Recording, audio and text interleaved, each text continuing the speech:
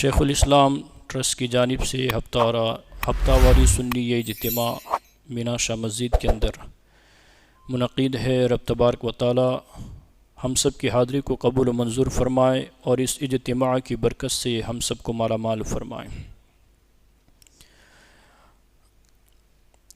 پارہ نمبر 2 سورہ بقرہ کی آیت نمبر 154۔ ترجمہ: اور مت کہو اس کو جو قتل کیا جائے اللہ کی راہ میں مردہ، بلکہ وہ زندہ ہے لیکن تمہیں شعور نہیں۔ بڑی مشہور و معروف آیت مبارکہ ہے اور اس پر آپ علماء کرام کی زبانی سے سنتے رہتے ہیں۔ یہ آیت مبارکہ شہداء کرام کے حق میں نازل ہوئی۔ اس کے اوپر والی جو آیت ہے اس میں صبر کا ذکر ہوا ہے، اس آیت مبارکہ میں شہداء کرام کا ذکر کیا گیا ہے۔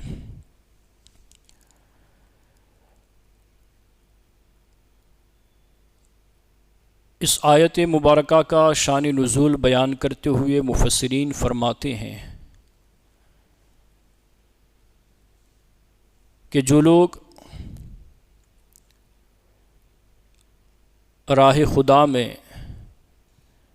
شہید ہو جاتے تھے ان کے متعلق بعض لوگ یہ کہتے تھے کہ یہ لوگ دنیاوی نعمتوں اور لذتوں سے محروم ہو گئے۔ تو ایسے لوگوں کو جواب دیتے ہوئے رب تبارک و تعالیٰ نے یہ آیت مبارکہ نازل فرمائی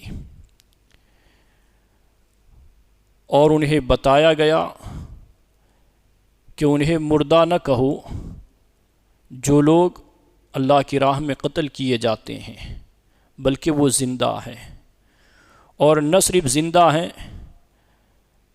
بلکہ ایک اور آیت مبارکہ کے اندر تو یہاں تک فرمایا گیا وَلَا تَحْسَبَنَّ الَّذِينَ قُتِلُوا فِي سَبِيلِ اللَّهِ أَمْوَاتًا بَلْ أَحْيَاءٌ عِندَ رَبِّهِمْ يُرْزَقُونَ۔ اس آیت مقدسہ میں یہاں تک بات بیان کی گئی کہ زبان سے کہنا تو کجا، دل میں مردہ خیال بھی نہ کرنا، اور فرمایا گیا بل احیاء عند ربہم یرزقون، بلکہ یہ لوگ اپنے رب کے پاس زندہ ہیں اور رزق دیے جاتے ہیں، روزی دی جاتی ہے، ان کے ارواح کے اوپر روزی پیش کی جاتی ہے۔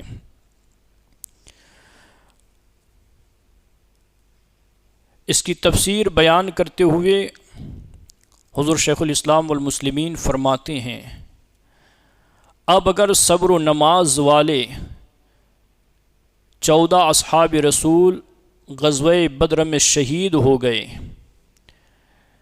غزوہ بدر میں 14 صحابہ کرام شہید ہوئے تھے، جن میں سے 8 انصار میں سے تھے اور 6 مہاجرین میں سے تھے۔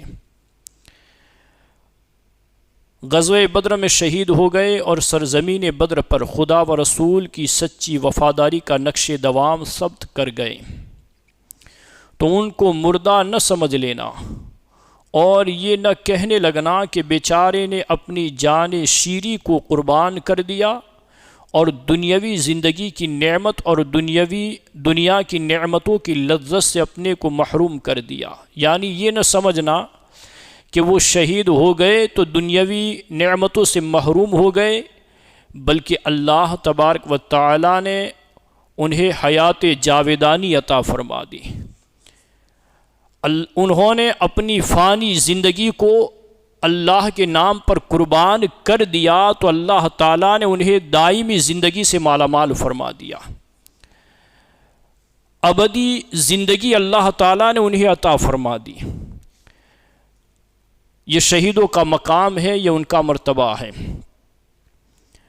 اور آگے فرماتے ہیں لہذا سمجھداری اور حقیقت پسندی سے کام لو اور مت کہو اپنی زبان سے اس کو جو قتل کیا جائے، شہید کر دیا جائے اللہ تعالیٰ کی راہ جہاد میں، کہ وہ مردہ ہے، ایسا مت کہو، بلکہ وہ ہماری بارگاہ میں زندہ ہیں، باحیات ہیں، جنہیں مسلسل رزق دیا جاتا ہے، ان پر اللہ کی نعمتیں اترتی ہیں، وہ فرحت اور راحت محسوس کرتے ہیں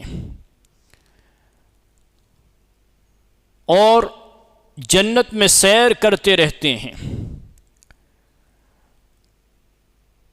اور جنت کی خوشبو اور جنتی پھل، بہشتی لباس سے وہ بے پناہ راحت و فرحت میں رہتے ہیں۔ یعنی فانی نعمتیں تو دور ہو گئی، مگر ابدی نعمتوں سے انہیں مالا مال کر دیا گیا، باقی رہنے والی نعمتوں سے انہیں نواز دیا گیا، لیکن تمہیں ان کی حیات کا شعور نہیں۔ یعنی ہم دیکھ رہے ہیں کہ وہ قتل بھی کیے گئے ہیں، ان کی نماز جنازہ بھی پڑھی گئی اور ان کی تدفین بھی ہوئی اور ان کے اوپر مٹی بھی ڈالی گئی، اس کے باوجود یہ کہا جاتا ہے کہ وہ زندہ ہیں۔ ہم یہ ساری چیزیں دیکھ رہے ہیں، حتیٰ کہ ان کے بعد ان کا ترکہ، ان کی میراث بھی تقسیم ہوتی ہیں۔ ان کی بیویاں اگر کسی اور سے نکاح کرنا چاہے تو عدت گزار کر نکاح بھی کر سکتی ہیں۔ یہ ان کی شہادت کے بعد کے معاملات بھی ہوتے ہیں، یہ سب کچھ ہم دیکھ رہے ہیں، پھر بھی قرآن کہتا ہے کہ وہ زندہ ہے۔ تو ہماری عقل میں یہ بات آتی نہیں، تو قرآن کہتا ہے تمہیں اس کا شعور نہیں ہے، تم سمجھ نہیں سکتے کہ وہ کیسے زندہ ہے۔ جب رب نے کہا کہ وہ زندہ ہے تو پھر وہ یقیناً زندہ ہے۔ اور مفسرین فرماتے ہیں ان کی حیات جسمانی حیاتی ہوتی ہے، قبر کے اندر ان کے جسم سلامت رہتے ہیں،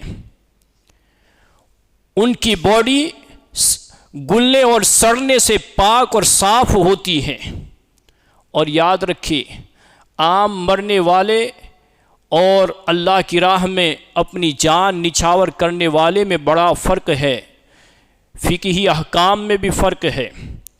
جو بندہ راہ خدا میں شہید ہو جائے، حق کی راہ میں اپنی جان دے دے، تو فقہا فرماتے ہیں نہ تو اسے غسل دیا جائے نہ اسے کفن دیا جائے، بلکہ انہی کپڑوں کے اندر اس کی نماز جنازہ پڑھی جائے گی اور اسے دفن کر دیا جائے گا۔ یہ شہید کی شان ہے، یہ شہید کا مقام ہے۔ عام بندہ اگر کوئی مومن مرتا ہے تو اس کے کپڑے اور ساری چیزیں اتار لی جائے گی، اسے غسل بھی دیا جائے گا، اگرچہ وہ مرنے سے پہلے نہا چکا ہو، مگر پھر بھی اسے غسل دیا جائے گا۔ لیکن شہید وہ ہے کہ جس کے تعلق سے آتا ہے، فقہا فرماتے ہیں کہ نہ تو اسے غسل دیا جائے گا اور نہ ہی اس کا لباس اتارا جائے گا، بلکہ اسی حالت میں اس کی نماز جنازہ پڑھ کے اسے دفن کر دیا جائے گا۔ یہ اس کی شان ہے۔ فرماتے ہیں لیکن تمہیں ان کی حیات کا شعور نہیں، اس لیے کہ ان کی حیات کی کیفیت کا ادراک عقل سے متصور ہی نہیں، یعنی ہم اپنی عقل سے ان کی حیات کو نہیں سمجھ سکتے ہیں، ان کی زندگی کو نہیں سمجھ سکتے کہ وہ کیسے زندہ ہیں۔ بس یہ کہ اللہ تعالیٰ نے فرمایا کہ وہ زندہ ہے تو یقیناً زندہ، اس پر ہمارا ایمان ہے، اور حواس اس کو سمجھنے سے قاصر ہیں۔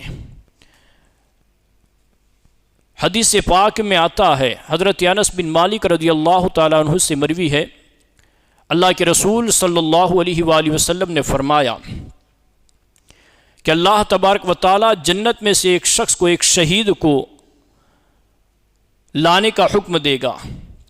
فرشتے اس شہید کو رب کی بارگاہ میں حاضر کریں گے۔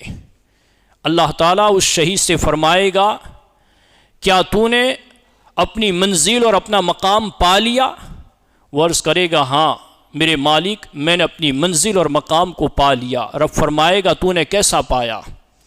تو عرض کرے گا میرے مالک، میں نے بہت اچھا اپنی منزل اور اپنے مقام کو، اپنے ٹھکانے کو بہت بہتر پایا ہے۔ تو اللہ فرمائے گا اور کچھ مانگنا ہو تو مانگ، میں تجھے عطا کروں گا، اگر تو کچھ اور چاہتا ہے تو سوال کر میری بارگاہ میں تجھے دوں گا۔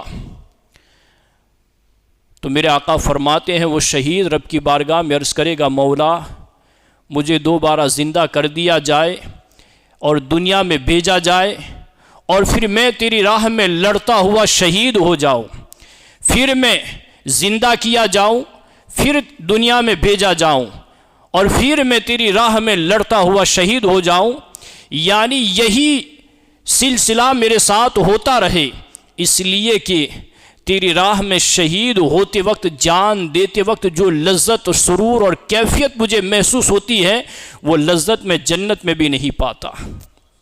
یہ شہید کی شان ہے، یہ شہید کا مقام ہے۔ صحابہ کرام کے اندر یہ جذبہ کٹ کٹ کر بڑا ہوا تھا۔ صحابہ کرام شہادت کے منصب کو پانے کے لیے بے قرار اور بے چین رہا کرتے تھے۔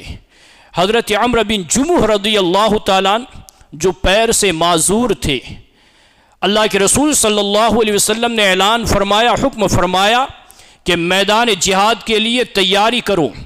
حضرت عمرو بن جموح رضی اللہ تعالیٰ کو جب پتہ چلا کہ حضور علیہ السلام جہاد کے لیے تشریف لے جا رہے ہیں تو آپ نے اپنے بیٹوں سے کہا، جن کے جوان بیٹے تھے، آپ نے کہا بیٹو میں بھی میدان جہاد میں جانا چاہتا ہوں اور میں بھی جام شہادت نوش کرنا چاہتا ہوں۔ آپ کے جوان بیٹوں نے عرض کیا ابا حضور اب ہم ہیں آپ کی جگہ، اب ہم فروغ اسلام کے لیے اپنی جانوں کے نذرانے پیش کریں گے اور لڑیں گے، حق کی راہ میں لڑتے ہوئے شہید ہو جائیں گے۔ حضرت عمرو بن جموح فرماتے ہیں بیٹو نہیں نہیں میں بھی جام شہادت نوش کرنا چاہتا ہوں۔ ذرا سوچے میرے بھائیوں کہ کیسا وہ جذبہ تھا ان کے اندر کہ وہ جام شہادت نوش کرنے کے لیے بے چین اور بے قرار رہتے تھے۔ یہ بات بارگاہ رسالت میں پہنچائی گئی۔ اللہ کے رسول صلی اللہ علیہ وسلم نے فرمایا تم معذور ہو پیر سے، تمہاری جگہ تمہارے جوان بیٹے آ رہے ہیں، لہذا تم گھر میں ہی رہو اور صبر کرو، اللہ تمہیں اس کا ثواب اور اجر عطا فرمائے گا۔ حضرت عمرو بن جموح رضی اللہ تعالیٰ عنہ نے ایک جملہ عرض کیا بارگاہ مصطفیٰ میں، عرض کرتے ہیں آقا کیا میں اپنے لنگڑے پیر سے جنت کو روند نہیں سکتا؟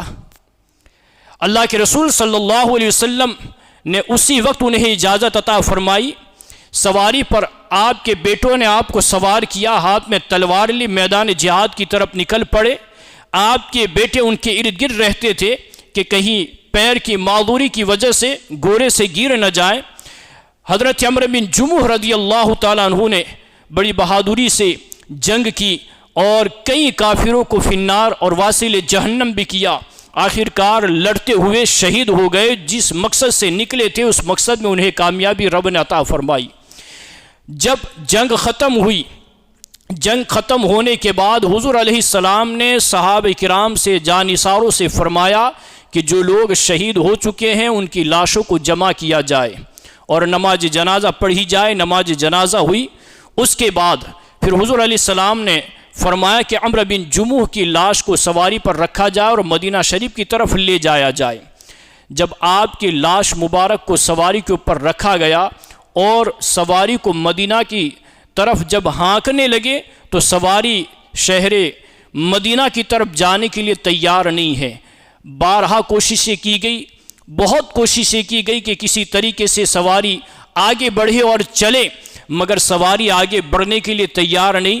اللہ کے رسول صلی اللہ علیہ وسلم نے ان کی اہلیہ کی جانب پیغام بھیجا اور یہ فرمایا کہ کیا تمہارے شوہر نے نکلتے وقت کوئی بات کہی تھی، کوئی وصیت کی تھی؟ ان کی بیوی تک جب حضور علیہ السلام کا پیغام آیا تو انہوں نے عرض کیا ہاں جب میرے شوہر گھر سے نکل رہے تھے تو یہ دعا کر کے نکلے تھے، مولا میں تیری راہ میں شہید ہونے کے لیے جا رہا ہوں، مجھے واپس اپنے گھر نہ لانا۔